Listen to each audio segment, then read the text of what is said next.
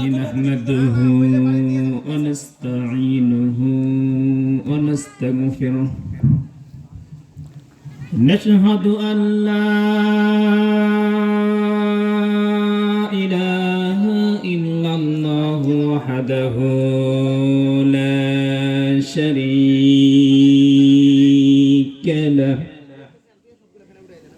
شريك له ولا نصير له ولا وزير له ولا جد له ولا ند له ولا مثال له ولا مثيل له وأشهد أن سيدنا وسندنا ومولانا محمدا عبده ورسوله أرسله بالحق بشيرا ونذيرا وداعيا إلى الله بإذنه وسراجا وقمرا منيرا فقد قال الله تعالى في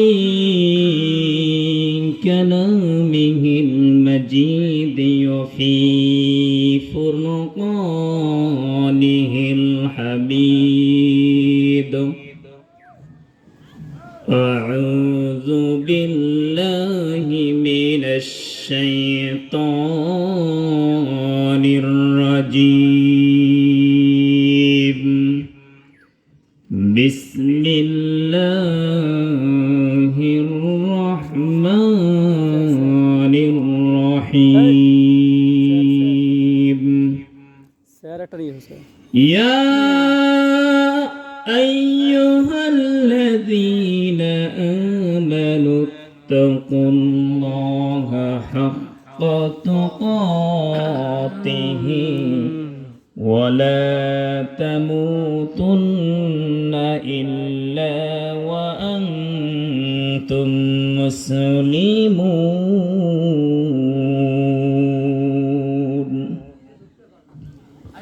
الحمد لله দক্ষিণ হরিরামপুর কাটাবাড়ি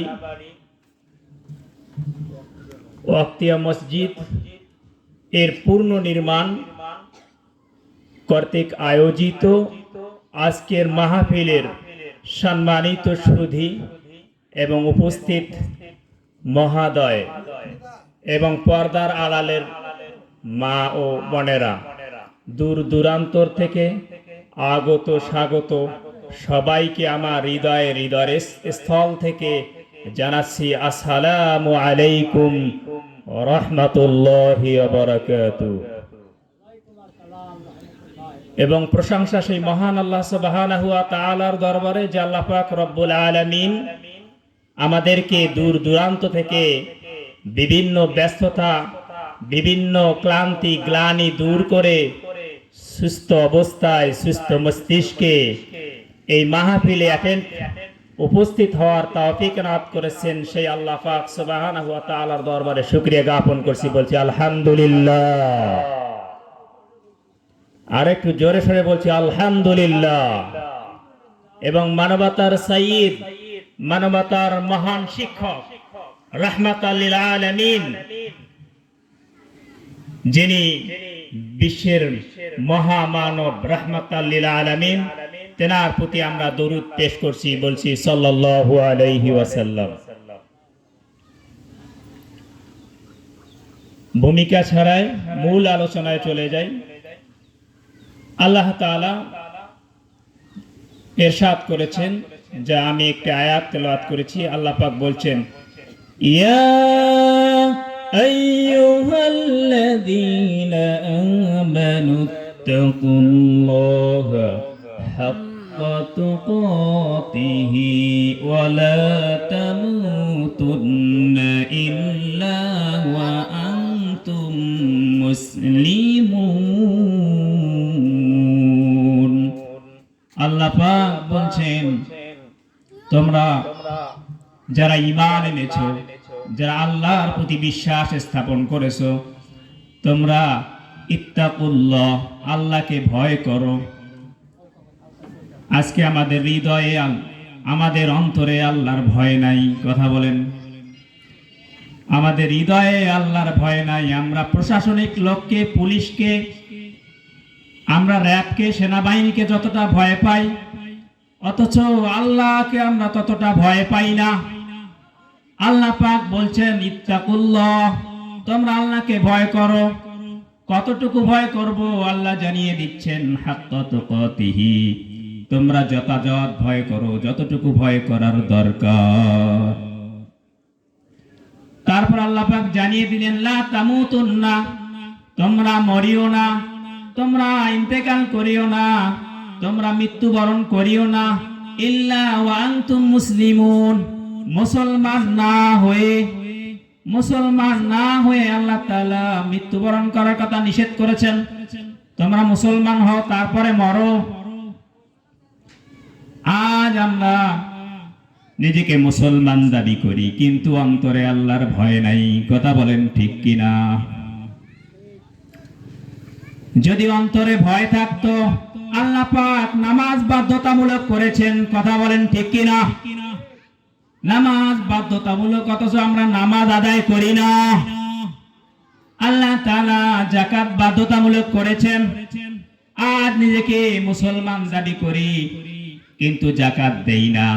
কিন্তু যাকাত, আয-যাকাতু কামতারাতুল ইসলাম, যাকাত হলো ইসলামের সেতু বন্ধন। যাকাত দেই না, অথচ নিজেকে মুসলমান দাবি করি। আবার সুদের ব্যবসা জমজমাট। আল্লাহ ব্যবসাকে হালাল করেছেন, সুদকে হারাম করেছেন। আল্লাহ জানিয়ে দিচ্ছেন হাল্লাল্লাহুল বাইআ ওয়া হারামার রিবা। আল্লাহ তাআলা ব্যবসাকে হালাল করেছেন, সুদকে হারাম করেছেন। আল্লাহ ব্যবসাকে হালাল করলো আর সুদকে হারাম করলো, অথচ সুদ খায় আর নিজেকে বলি মুসলমান। কথা বলেন ঠিক কিনা? চুরি করলে হাত কেটে দাও, কার বিধান? আল্লাহ তাআলার বিধান। চুরি করলে হাত কেটে দাও, অথচ চুরি করে ওও বলে আমি নিজেকে মুসলমান দাবি করে, ও নিজে জোরে গলায় বলে আমি মুসলমান, অথচ সে চুরি করে।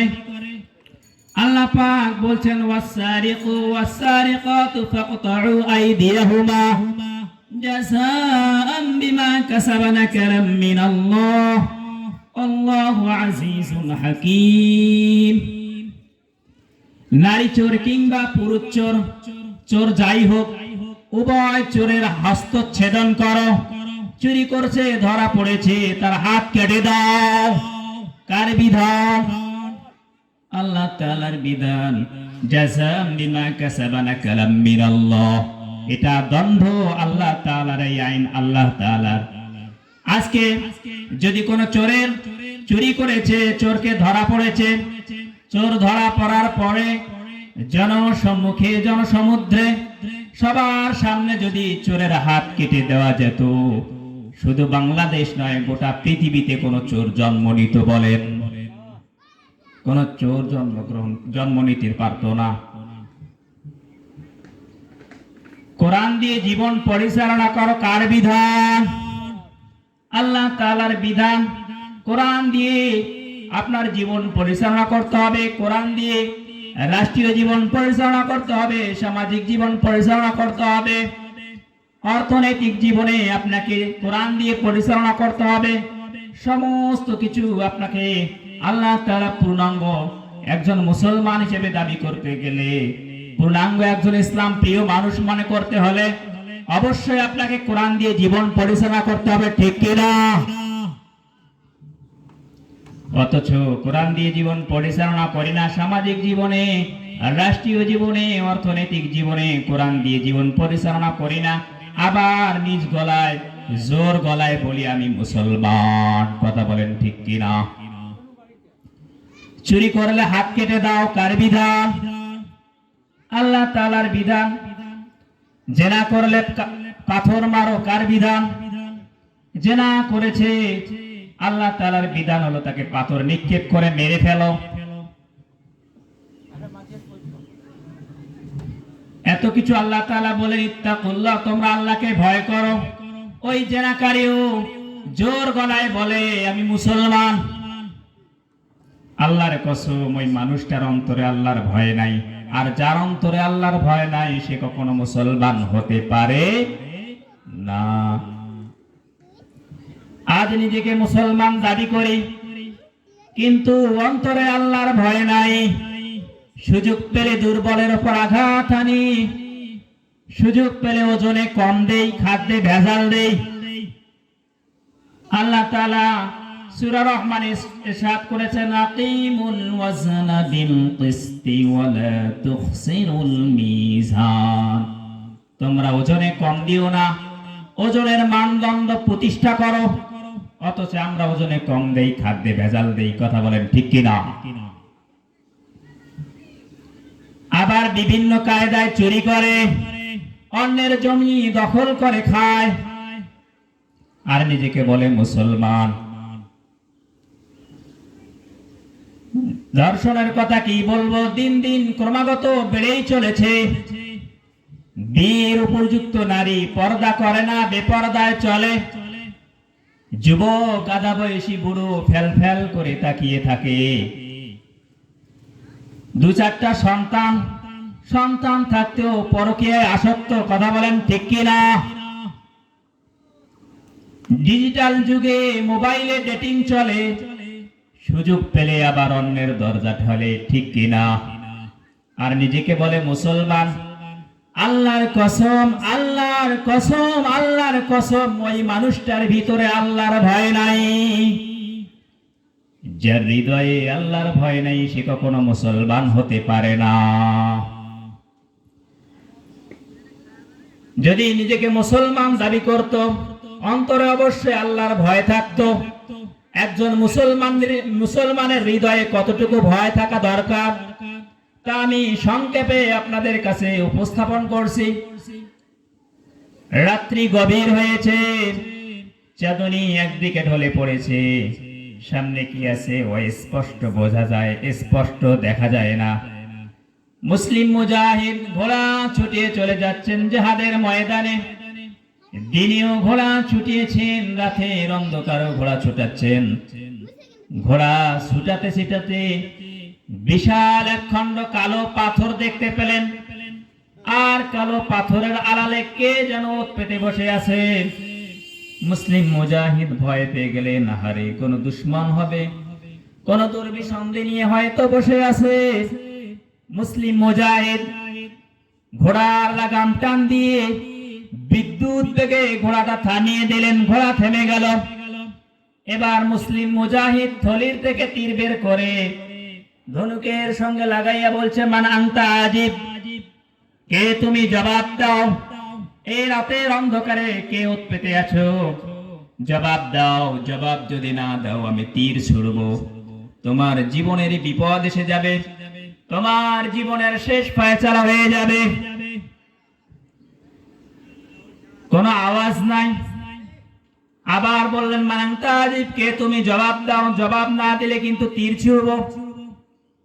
এবার কালোর পাথরের আড়ালে যিনি ওত পেতে বসেছিলেন, কালো পাথরটা আস্তে আস্তে, কালো পাথরের আড়াল থেকে আস্তে আস্তে উঁচু হলো। মনে হচ্ছে ওর ভিতরে একজন মানুষ রয়েছেন।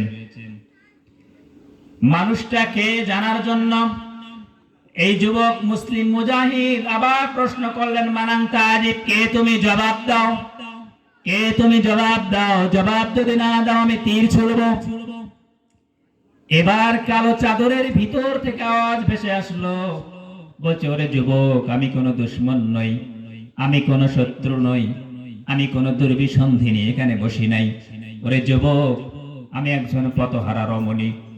রাতের অন্ধকারে পথ চলতে চলতে আমি আমার কাফেলাকে হারিয়ে ফেলেছি। রে যুবক, আমি আমার সঙ্গীদেরকে হারিয়ে ফেলেছি।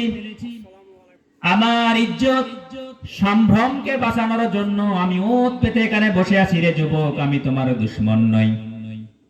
এবার কালো চাদরের আড়ালে যিনি ওত পেতে বসেছিলেন তার পরিচয় পাওয়া গেল না। তার পরিচয় পাওয়া গেল।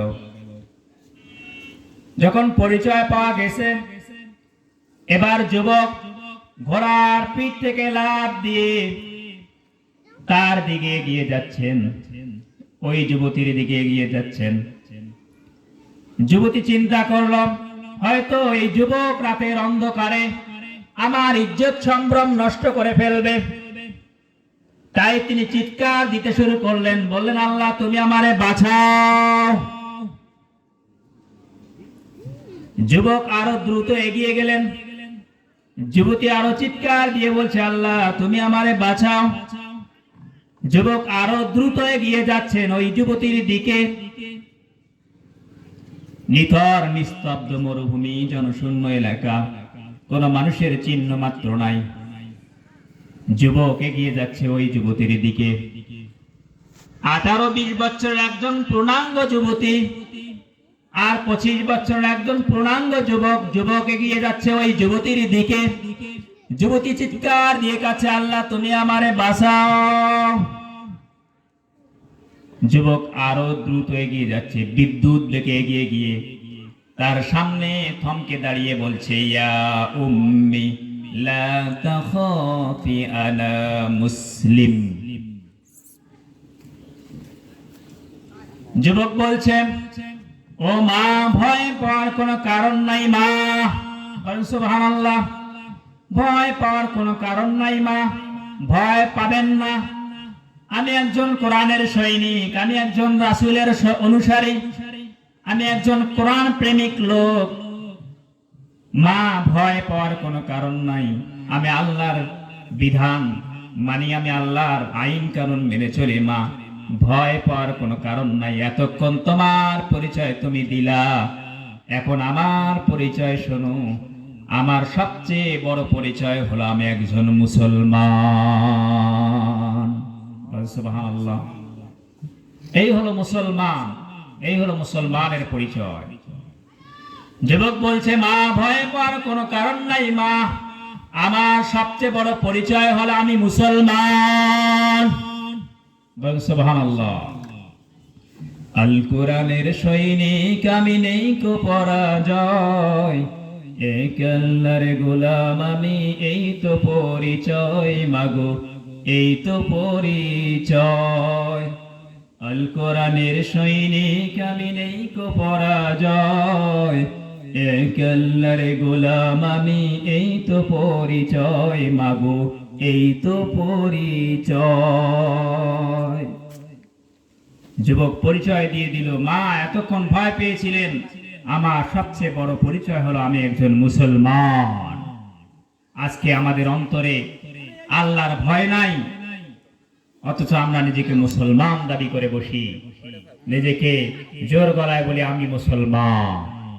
অথচ একটা মেয়ে, নিজের মেয়ে ঢাকায় থাকে, সে তার আত্ম সম্ভ্রম ইজ্জত নিয়ে বাসায় ফিরতে পারবে, তার নিশ্চয়তা দেওয়া বড় কঠিন হয়ে গেছে।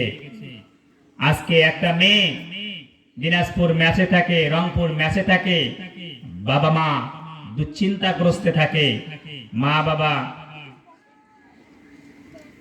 চিন্তায়